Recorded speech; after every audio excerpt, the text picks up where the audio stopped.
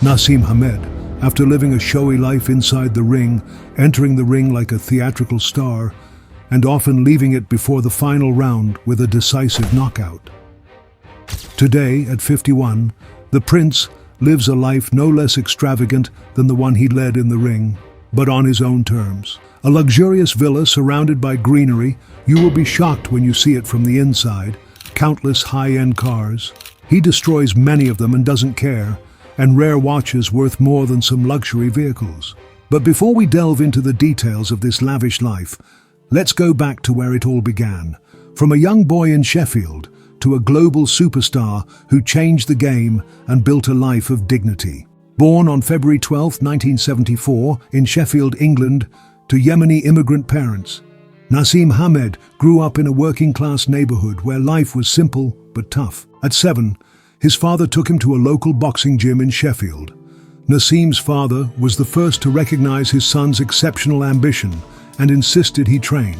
But back then, Naseem was just a small kid in a modest gym with a handful of lesser-known trainees. There was nothing special about the equipment, but there was one unwavering will: to make Naseem a champion. The turning point came in 1989 when he met legendary trainer Brendan Ingle. Ingle had a knack for spotting exceptional talent and quickly noticed Naseem's speed and unorthodox movements. At the time, Ingle trained many boxers, but Naseem stood out. He wasn't just a fleeting talent. He possessed rare physical and mental traits that set him apart. Brendan Ingle wasn't a conventional trainer. He knew how to nurture personalities and help fighters develop their own unique styles. He saw in Naseem a warrior's spirit and an artistic flair in maneuvering and outclassing opponents. He guided him toward an unconventional approach, not just relying on power punches, but incorporating rapid footwork, feints, and an insatiable desire to dominate in unexpected ways. With this style, Naseem Hamed became something unprecedented in boxing. As the years passed, Naseem began racking up victories in the amateur circuit. His dazzling speed and unpredictable movements made it nearly impossible for opponents to anticipate his next move. He wasn't just seen as a boxer, but as an artist in the ring. Slowly, he climbed the ranks, becoming a recognized name in local sports circles. But his professional debut in 1992 marked a seismic shift. When Naseem stepped into the pro boxing scene, he brought not just elite technical skills, but a fresh, electrifying style that captivated audiences. Every fight he participated in was a spectacle, making him the talk of British sports media. From the moment he turned pro in 1992, Naseem Hamed knew raw talent alone wouldn't take him to the top. He needed to stand out in a field crowded with big names, and he did. He wasn't just a boxer, he was a full-blown show. Naseem entered his first professional fights with an unshakable confidence rare for an 18-year-old. The spotlight quickly found him. His fighting style was a blend of tactical brilliance, blinding speed, and mesmerizing agility, while his charismatic persona added a theatrical flair unlike anything seen before. He floated into the ring like a dancer, dodged punches with cinematic reflexes, and often ended fights early with a devastating knockout. The world had never seen anything like it. In the following years, Naseem built his professional record at a staggering pace. He didn't just win, he stunned. Opponents fell one after another, and British audiences began seeing him as a national hero. His relentless wins led him to face tougher challengers, and with each new opponent, Naseem proved he wasn't just a flash in the pan. In 1995, he took a major step by facing WBO featherweight champion Steve Robinson. As usual, Naseem entered the ring with swagger, showmanship, and a confident smirk. Despite Robinson's experience as a defending champion, Naseem dismantled him with a decisive knockout, securing his first world title. From that moment, Naseem Hamed was no longer just a professional boxer. He was Prince Naseem, a name coined by the media and fans alike to reflect his larger-than-life persona. His ring entrances grew even more flamboyant, sometimes carried on a platform, dancing to blaring music, exuding an aura of invincibility as if the ring was his stage and he the sole star. But what truly cemented his image was that after all, the theatrics came a ruthless, precise, and often humiliating performance for his opponents. His style wasn't just for show. It was calculated. He dodged punches with supernatural instincts, picking the perfect moment to land a fight-ending blow. By this point, the American and global media had taken notice. His face graced magazines and sports shows. Interviews poured in from everywhere, and people talked about the boxer who shattered stereotypes, a Yemeni kid from Sheffield dominating the boxing world, stealing hearts before belts. In 1997, he fought a monumental bout in the U.S. against Kevin Kelly at Madison Square Garden. It was one of his most electrifying fights, a wild back-and-forth brawl where both fighters hit the canvas multiple times, but in the end, Naseem won by knockout. That night was his official announcement as a global superstar, proving his fame wasn't confined to Britain. And so, Naseem kept winning, collecting world titles, and becoming one of the highest-paid boxers of his era. By 1998, Naseem was at his peak.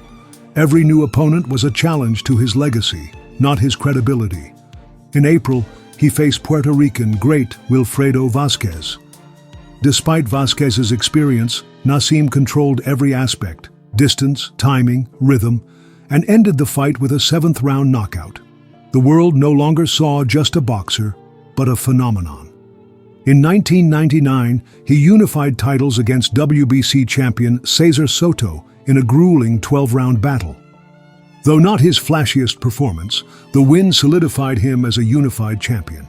By then, he was among Britain's highest-paid athletes, gracing magazine covers and treated like a movie star. But behind each victory were psychological battles, pressure, envy, and mounting expectations. Every star, no matter how bright, faces a defining moment. For Naseem, that moment came in 2001 against Marco Antonio Barrera. In 2001, Naseem Hamed was at the peak of his glory, with a nearly perfect record and an unmatched reputation. 35 fights, 35 wins, 31 of them by knockout. Barrera, a disciplined Mexican tactician, was unlike any opponent Naseem had faced. From the opening rounds, Barrera had an answer for everything: Naseem's movement, feints, even his counterpunches. For the first time, Naseem couldn't impose his will. Barrera outthought and outboxed him, culminating in a brutal seventh round where Barrera trapped Naseem against the ropes, a sight his fans never expected. The fight went the distance, and Barrera won by unanimous decision, ending Naseem's undefeated streak. The loss wasn't just a blemish on his record, it was a psychological blow. The media questioned whether he was just a showman, while fans debated if Barrera had exposed his limits. Naseem did not give the media a long opportunity to analyze what had happened. He withdrew silently, seeming to reevaluate everything. And after more than a year of absence, he returned for one final fight in 2002 against the Spaniard Manuel Calvo. He won on points, but it was not the kind of fight that restored his aura. Instead, it seemed like a quiet farewell, a man who had decided to leave without fanfare, as if his spirit was no longer in the ring. His professional career ended at 36 wins, 1 loss. No further defeats, but no comeback either. Now, at 51, Naseem Hamed lives a life far removed from the ring, but no less luxurious. Having amassed a fortune exceeding $41 million, he resides in a lavish villa in Sheffield's upscale suburbs, surrounded by greenery and high walls guarding his privacy. The home is a modern palace, a blend of Arab and British decor, with Eastern motifs adorning the walls and high-end furniture reflecting refined taste. His garage houses a collection of luxury cars: Rolls-Royce, Ferrari, Bentley, Lamborghini, Chevrolet, some rare enough to feature in exclusive auctions. He's also known for his passion for high-end watches, owning rare Patek Philippe's and Rolexes worth hundreds of thousands. His daily life is quiet and structured. No longer chasing the limelight, he carefully chooses who he sees and speaks to. A tight circle of old friends remains, and he prioritizes family time. His wife, who stood by him during his glory years, remains his pillar while he devotes himself to his children.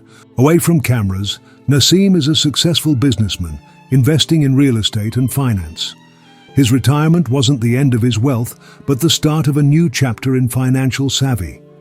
Many see him as an example of an athlete who knew when to walk away and how to preserve his legacy. Occasionally, He appears in rare interviews or special sports events, often greeted as an irreplaceable icon. His persona, a mix of passion, charisma, and creativity, remains etched in boxing history. Despite his opulence, Naseem hasn't forgotten his roots. He occasionally supports charities, especially those helping underprivileged youth, encouraging them to follow a path like his, from Sheffield's humble streets to the top of the world. Over 2 decades since his retirement, Naseem Hamed's name still echoes in boxing as one of its most unique and controversial figures. He wasn't just a champion, he was a phenomenon who redefined the sport, blending entertainment with raw skill. His legacy isn't just titles or millions, it's the mark he left on fans, the style still imitated but never replicated. And so, Naseem Hamed remains, absent from the ring but forever a part of boxing's soul, a symbol of rebellious artistry and a voice unforgettable to those who witnessed his fights, his knockouts, and the smirk that always came before victory.